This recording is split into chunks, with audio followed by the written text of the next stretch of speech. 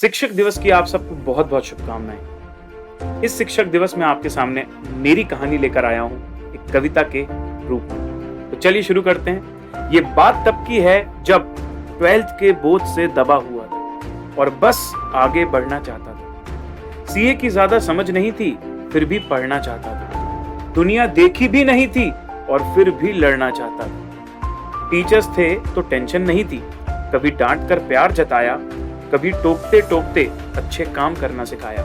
फिर उम्र हुई और ज्यादा सीखने की, स्कूल की दहलीजों को छोड़ने की। साइंस से सीए करने की समझ नहीं थी, पर शिक्षकों ने मुझे कभी फाउंडेशन तो कभी इंटरमीडिएट में सही रास्ता दिखाया। कभी आर्टिकलशिप में मन लगा के काम करना सिखाया, अपने हक के लिए लड़ना सिखाया। दूसरों के सामने झुकना भी कभी कभी बेहतर बताया। कभी पढ़ाई को सर्वोपरि बताया तो कभी दोस्तों के साथ रात को घूमना भी जरूरी बताया। कभी परीक्षा से पहले बोझ को हल्का करा, कभी टूट जाता तो हौसला भी बढ़ाया।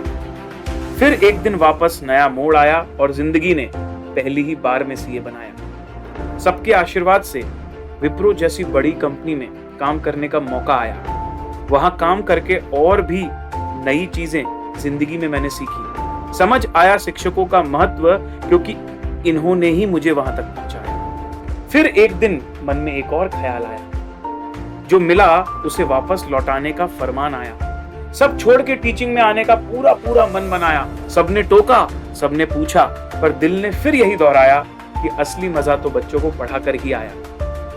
धीरे धीरे जिंदगी की डोर ने अनअकैडमी के दरवाजा खटखटाया। 3 साल की कड़ी मेहनत और बच्चों का ढेर सारा प्यार पाया और दिल से रे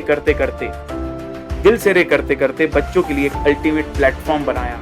जब खुद शिक्षक बना तो जाके एक शिक्षक की जिंदगी का मकसद समझ आया। ये थी मेरी कहानी। Thank you.